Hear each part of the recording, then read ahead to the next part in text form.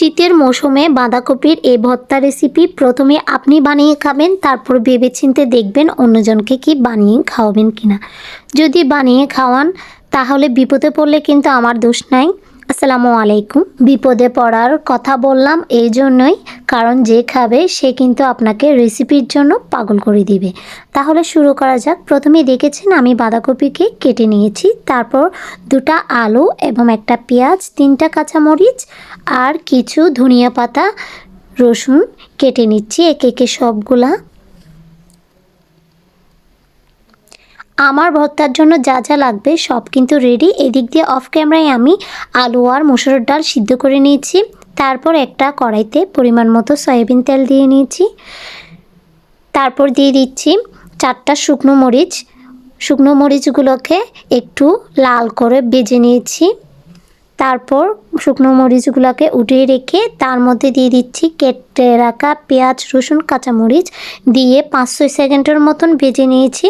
তারপর দিয়ে দিয়েছি অল্প একটু সরিষা বাটা। এটা দিলে কিন্তু ভর্তার টেস্টটা দ্বিগুণ বেড়ে যাবে। তারপর পেঁয়াজগুলোকে হালকা একটু নরম করে ভেজে নিয়েছি, ভেজে উঠিয়ে নিয়েছি একটা বাটিতে। তারপর দিয়ে দিচ্ছি সেম কড়াইটাতে কেটে রাখা বাঁধাকপিগুলো দিয়ে তেলের সাথে শুধু একটু নেড়েচেড়ে মিশিয়ে নেব।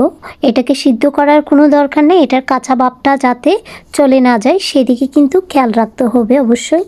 তারপর আমি একটা বাটিতে সবগুলো উপকরণ একে একে দিয়ে নিচ্ছি। প্রথমে দিয়ে দিচ্ছি সিদ্ধ করে রাখা মসুর ডাল আর আলু। তারপর দিয়ে নিচ্ছি পেঁয়াজ, ভেজে রাখা পেঁয়াজগুলা।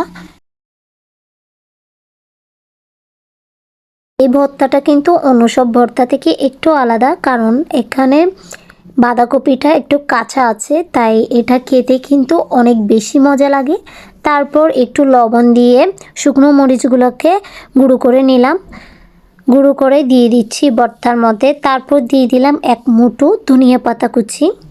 এখন সব উপকরণকে খুব ভালোভাবে হাতের সাহায্যে কিন্তু আমি ভর্তাটা মেখে নিচ্ছি।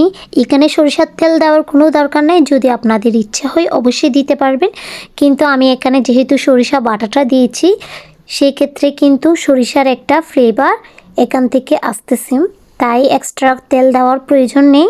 ভর্তাটা আমার রেডি। একটু আমি আপনাদেরকে পরিবেশন করে দেখাই। গরম ভাতের সাথে কিন্তু খেতে এটা খুবই বেশি মজা। সাথে যদি একটু জলপাইয়ের আচার হয় তাহলে তো কোনো কথাই নেই। আমি আমার বানানো জলপাইয়ের আচার দিয়ে খাচ্ছি।